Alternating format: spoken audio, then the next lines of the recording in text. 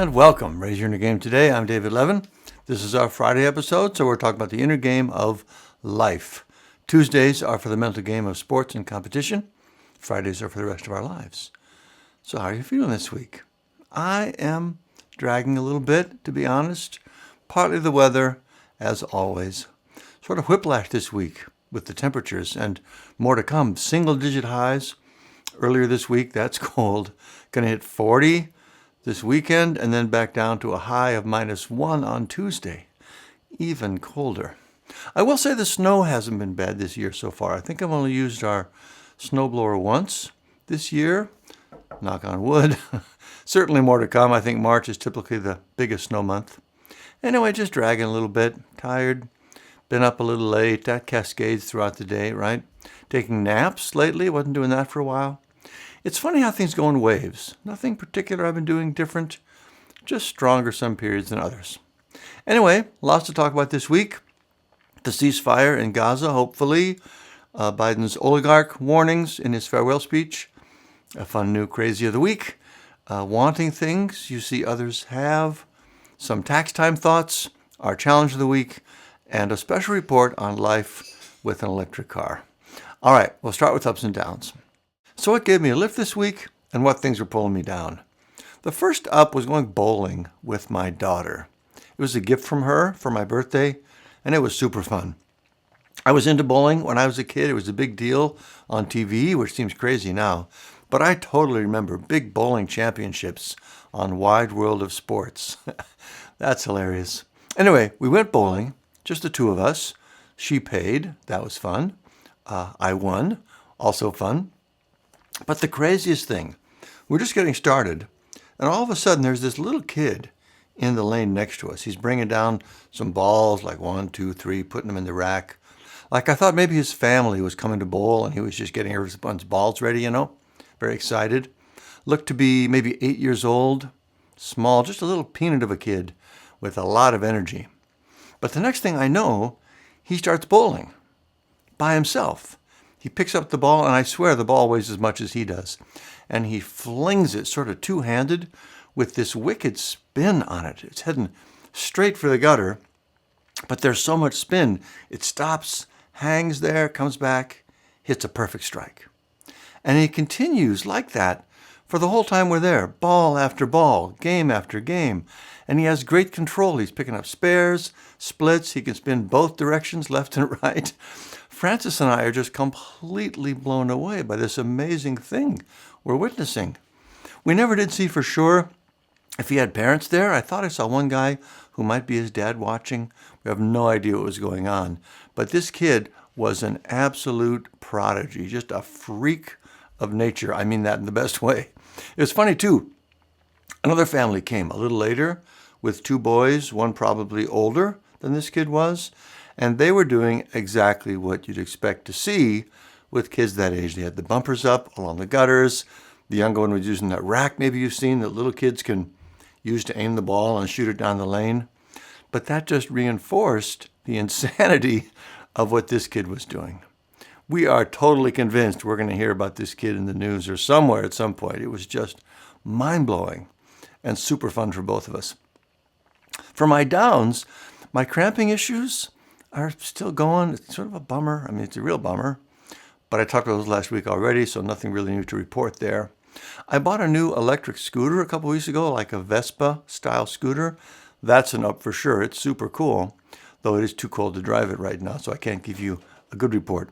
But I've been trying to get it registered, and that has been a little worrying. I went to our local DMV the other day, and they couldn't help me. The scooter didn't come with a title, just something called a certificate of ownership, which is really a kind of a strange, confusing-looking document.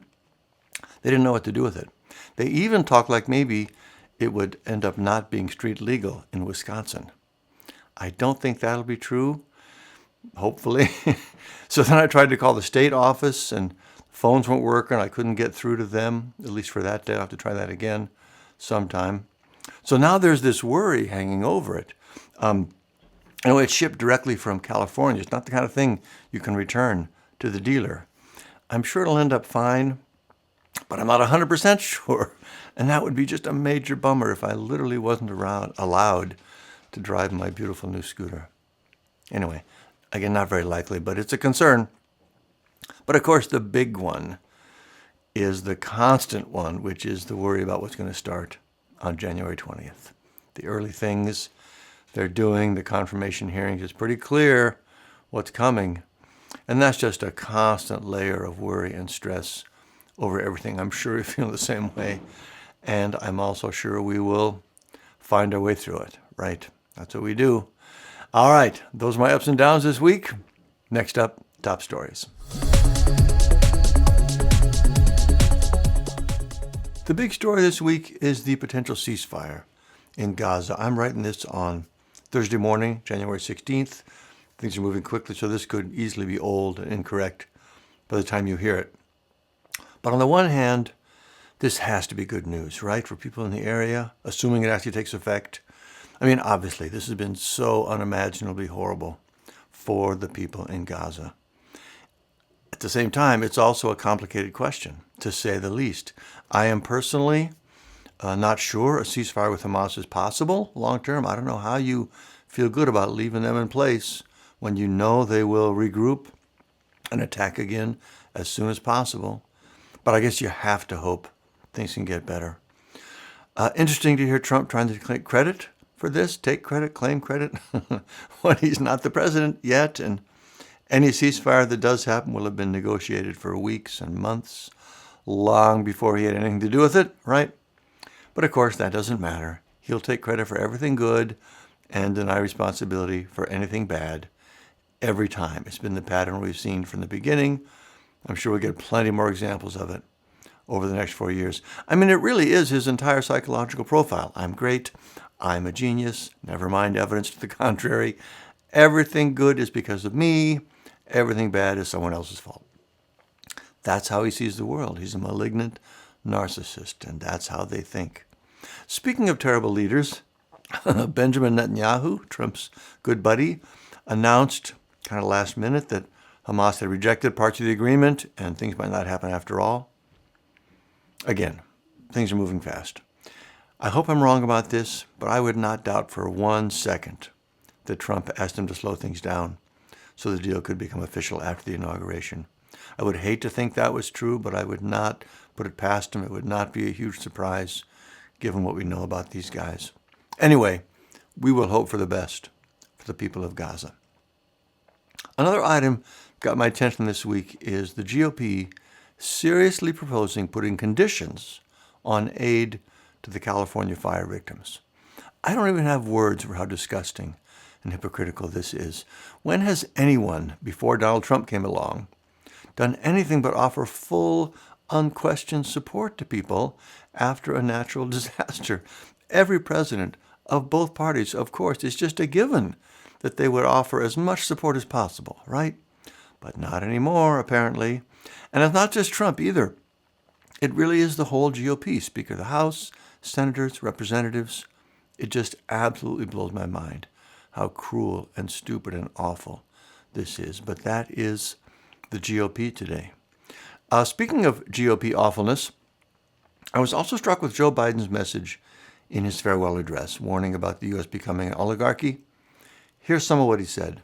Quote, "Democracy must be defended and be defined and be imposed. Believing in the idea of America means respecting the institutions that govern a free society, the presidency, the Congress, the courts, and a free and independent press." End quote. He talked about how social media is allowing Americans to be buried under an avalanche of misinformation and disinformation, which enables the abuse of power. This is the top concern he talked about for our country, and I agree. It is a real threat, maybe the most clear and present danger to democracy for the new Trump turn. There's a lot of other things where the erosion will happen, but this interface, this integration with the billionaires and the administration is happening already. Trump has no principles, no core values, no sense of responsibility to the institutions Biden talked about, to the role America plays in the world. It's all just power and how to further enrich him and his rich buddies. And now that he's in the White House again, all the rich bros out there are jumping to get into the game. give Trump some money, say nice things about him, get more benefits for yourself. It's no more complicated than that. And you can already see all the people lining up to get in that game. Elon Musk, obviously already far along that path. We can expect to see some great new Tesla and SpaceX benefits coming soon. Mark Zuckerberg comes out with his new look and talk of masculinity in corporate culture. That would be funny if it weren't so gross. And of course, he's also removing content moderation on Facebook. I'm honestly a little surprised he would think that was smart after what it did to Twitter. With TikTok, Trump was a vocal supporter of the move to ban it in the U.S. in his first term. But now, after he decided it helped him win the election, he's trying to stop the ban. And the CEO of TikTok has been invited to sit in a position of honor on the dais during the inauguration. These seats are usually reserved for former presidents, family members, and other distinguished guests. How's that for a sign of oligarchy? This is the perfect example of Trump's moral compass. There isn't one. His only active motivation is it good for me? TikTok China? Oh, TikTok bad. TikTok helped me? Oh, okay. TikTok good. It's no more complicated than that. And every billionaire on the planet knows it and knows how to play that game. So Biden is exactly right. We are in a rising oligarchy. It's happening right before our eyes. And I'm afraid it's just the beginning of a slide to autocracy that we're going to have to really keep our eyes out for. For our crazy of the week, this might not be fair because it's Marjorie Taylor Greene again, and she is just uniquely crazy. But during the LA fires, she said, quote, why don't they, I assume meaning the government, why don't they use cloud seeding to bring rain down on the wildfires in California? They know how to do it. Never mind that it's not actually possible. Wouldn't it be great if it was? So she assumes it is possible and then suggests and implies nefarious reasons why it's not being done, and of course has all the moral outrage to go along with its classic propaganda. This is the same person who last fall accused the government of actually creating Hurricane Milton in Florida using cloud seeding technology. Though again, it doesn't work that way. It's not possible to create or enhance a hurricane. And also the same person who, back in 2018, suggested that the California fires of that year were caused by space-based lasers, for real, put up by the Rothschilds and PG&E to burn the areas they wanted for a new high-speed rail project. So the fires were a big, juicy conspiracy, no surprise, involving Jews. So this is crazy. I don't know what else to call it. I mean, it's dumb too, but it's crazy. And she seems to actually believe it. You can't trust experts. You can't trust media. Of course, she's trusting her own experts and her own media, but never mind that. But even if you believe they can't be trusted, can't you at least use some common sense?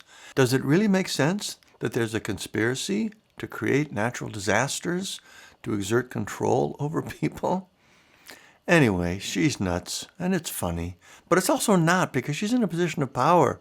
She's a representative of our country. God help us. And a lot of people are going crazy right along with her. If you've seen my People Are Going Crazy video, you can at least partly understand it. But the rest of us really need to be alert to it and make sure the same thing doesn't happen to us, which again is the point of that video. Anyway, that's top stories for this week. Next up, Inner Game Gold.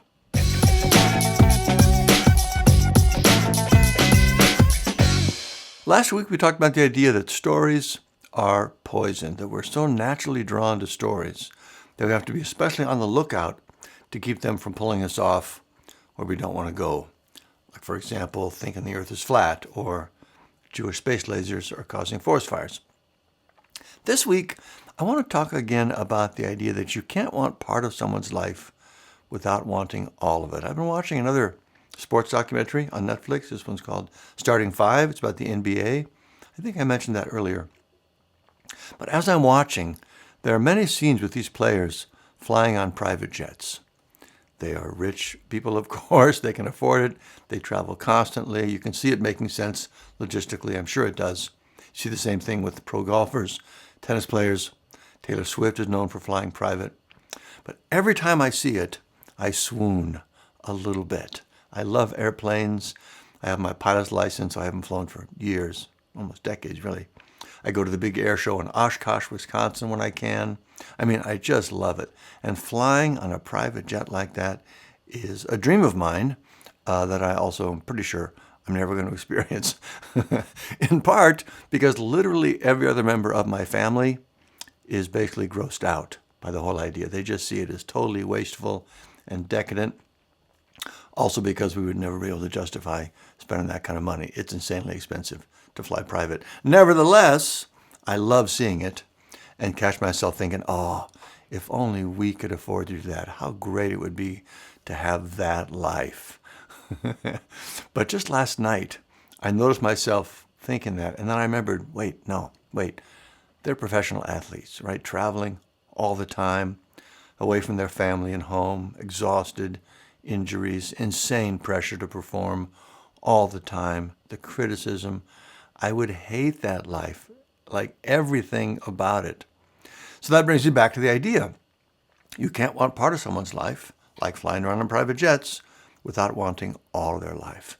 And the reason it's helpful to remember that is that when we fall into this trap, we end up feeling bad about our own lives for no reason, which really costs us in every way. We lose our ability to be thankful for what we have. Everything is sort of tainted and made less by what we think we're missing.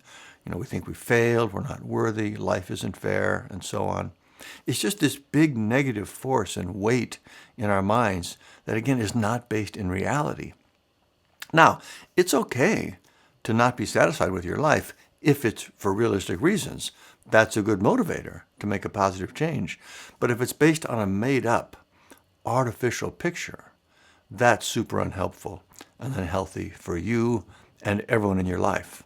So anyway, I like coming back, to this idea now and then, because I think we really need it now. We're just surrounded by so many images of other people having what looks like better, cooler lives than ours. And that has a real negative effect on us. So that is our inner game goal for this week. You can't want part of someone's life without wanting all their life. If you wouldn't trade your problems for theirs, you don't really want what you're seeing. All right, next up, raise your outer game.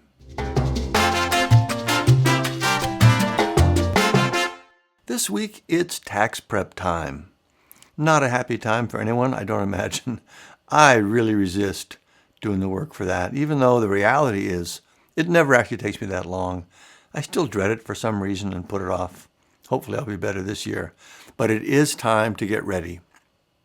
And you may know this, but even though we're in the new year, there are still things you can potentially do to reduce your taxes for last year. If you're self-employed, you can still put money into your SEP IRA. I think maybe you can still put money into an HSA, health savings account. Not sure about that. Not financial advice. But that leads to my main point, which is that you have to have a good financial planner and tax accountant. I know I've talked about this before, but sometimes we need a reminder. They will know about all these kinds of things, and it really does make a difference. There have been several times when we ended up getting a significant bump in our refund, or we avoided a big expense because of something our advisor recommended. And the peace of mind is maybe the best part of all, knowing you're doing all you can to build and protect your family's financial security. Anyway, no particular tips to offer with this. Everyone's situation is different.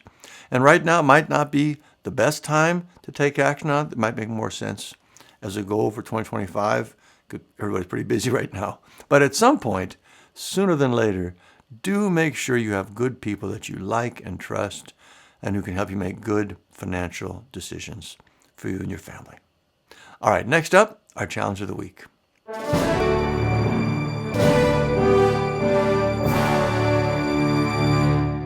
This week, let's do a little work on the idea of not wanting one part of other people's lives. First, think about times this has happened to you, like with me, seeing people flying private. When have you seen something and thought, oh, if only I had a life like that? If you can't think of any examples, that's great. Hopefully you don't have this mental game issue. But if you do, just first bring that image up into your mind. What is it you saw? Why do you want it? What does it mean to you? Just try to make that feeling very real. And by the way, As you do, notice that it's not actually a great feeling, right? It's actually mostly sad. It's the feeling that something is missing in your life. So anyway, get that feeling up. Next, think through what the rest of their life might look like. What work do they do? What does that work feel like? What are their relationships like? Do they have real friendships? Can they do normal things? Do they have to live with security and isolate themselves and worry about their family being safe? Just think through all the details you can imagine of what their whole life looks like. And, what problems they have, what do they struggle with? And then ask yourself, would you really want to swap their problems for yours? Would you really be happier in their life? For most people, the answer is no, and that's a beautiful gift, to realize that you don't actually wish you had a different life, that you love the life you have right now, or at least most of it, and you would change very little about it. So spend a few minutes on this exercise this week. I think you'll really like what it does for you. All right, that's the challenge this week. Next up, highly recommended.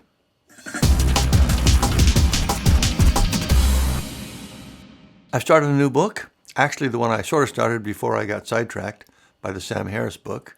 This is one of the Gabriel Allon books. That's the main character, by Daniel Silva. This one's called The Black Widow. These are always well done. I really do love these books, which I guess is why I read so many of them. But that's going well. The big thing I wanted to talk about this week is what it's like to own and drive an electric car. We have a Tesla Model Y, have had it for about 3 years now, had a Model 3 for a year before that. So we have a pretty good sense of what it's like to live with an EV over time. And I took a trip this week that reminded me that there's a lot to know and think about if you're considering getting one for yourself. I've also had a couple of conversations with people who are considering it. So I thought this might be helpful. So here is my EV buyer's guide. Hopefully it will be helpful and interesting. The short version is they're incredible. I absolutely love the car. It's definitely the future. But whether it's good for you right now depends a lot on your specific situation. And road trips, are really not great. We almost never take our car on longer trips now. All right, now for the details. I'll start with the good things. It is just a pleasure to drive. Until you've been behind the wheel of a modern EV, you really can't imagine how different it is. The quiet, the smooth, the quickness, acceleration, one-pedal driving. I just love it. And it's especially great on the highway. Again, it's so smooth and quiet. I love the hands-free driving.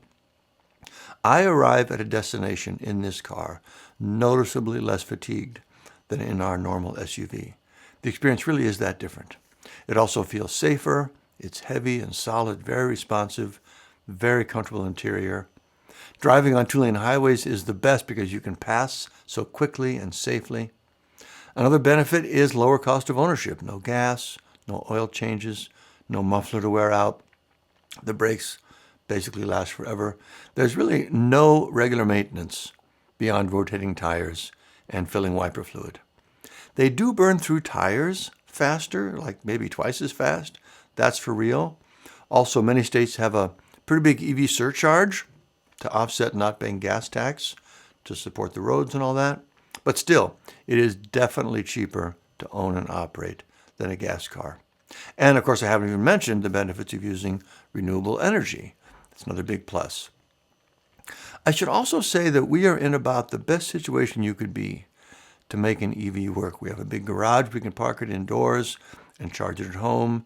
Our work commute is kind of ideal. It's like 40 miles each way on a two-lane road. We don't need a road trip very often, and we have two cars for when we do.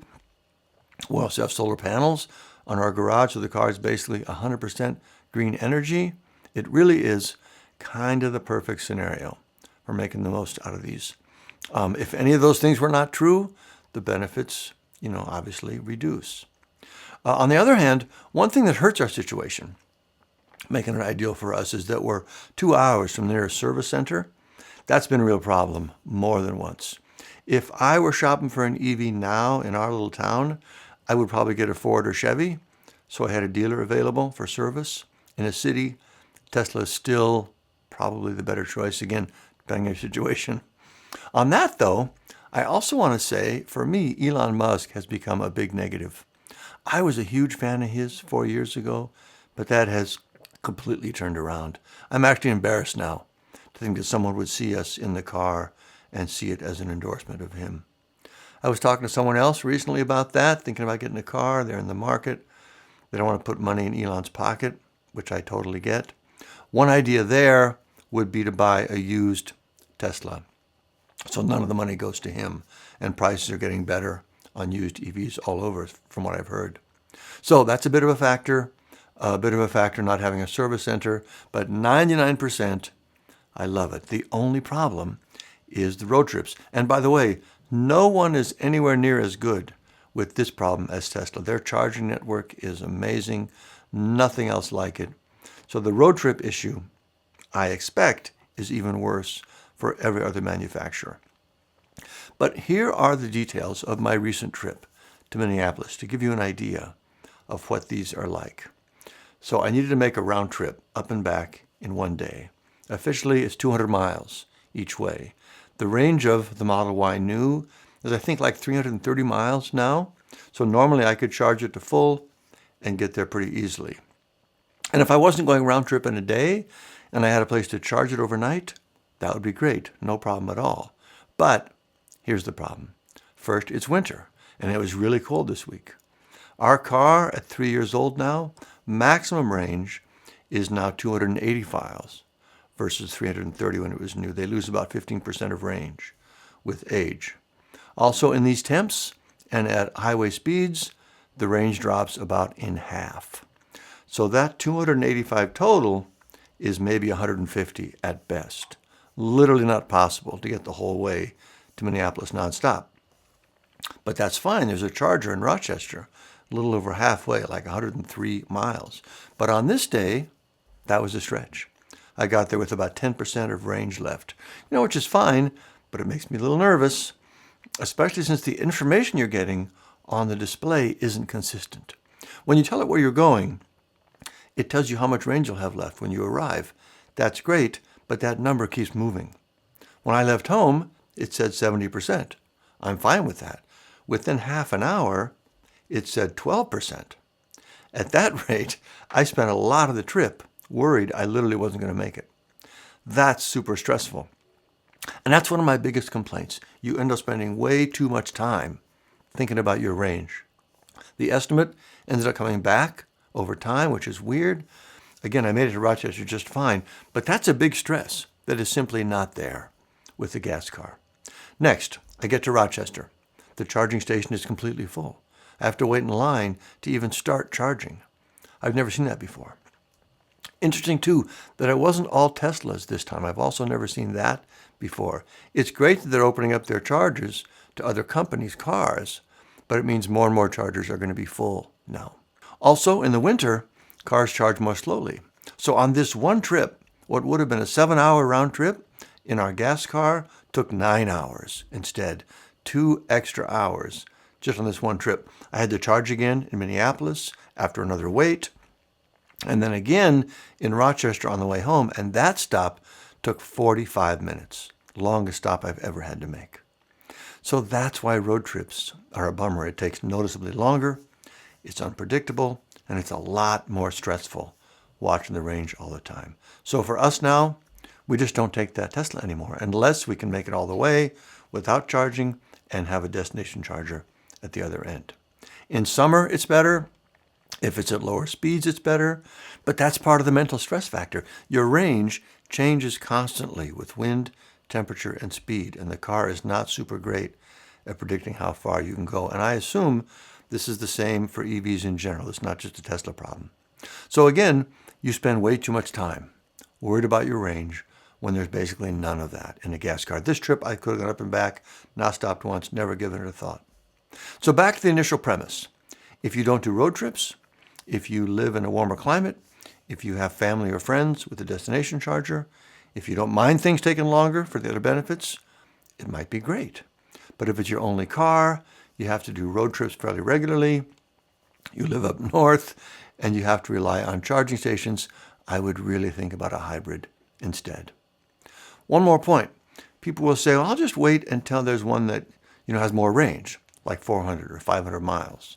And that would be helpful sometimes, but you have to remember, a bigger battery also takes longer to charge. And it's a lot heavier, so it's less efficient. So maybe you can go further before you need to charge, but now the charging is going to take a lot longer. A 20-minute charging session is a nice break. A 45-minute charging session is a bummer. As far as I can tell, the Model Y right now is the perfect sweet spot between size, utility, and range. Any deviation from that formula is going to hurt that in some way. Anyway, that's my report. I hope that was helpful. Bottom line for me, I'm still super excited about EVs. I love ours. I wish everyone had one. I can't wait until we all do. But I also think we're not there yet, depending on your situation. And I want people to really understand what they're getting into as they think about whether to get one now or not. Personally, I'm waiting for a 3-row plug-in hybrid from Ford or Chevy with 50 miles of battery range and great hands-free driving. Doesn't exist right now, maybe never will, but that would be perfect for our situation. And as soon as one is announced, I'll get in line to replace our old SUV. All right, that is highly recommended and our show for this week. Reminder, our new executive coaching program, if you're looking for a coach or know someone who is, it's hard to imagine a program making a bigger difference than this one with the Raise Your Inner Game, foundational work, plus the communication material from my Don't Just Talk, Be Heard book. Check out david11.com for more on that. And of course, the core, Raise Your Inner Game, the book and the Sports Academy training with everything coming at us, officially starting next week. Okay, now is the time to boost your mental game, to be ready for all that. RaiseYourInnerGame.com for more on that. All right, there you have it. I hope you have a great week. As always, let me know any questions. Otherwise, keep up the good work. I'll see you next week.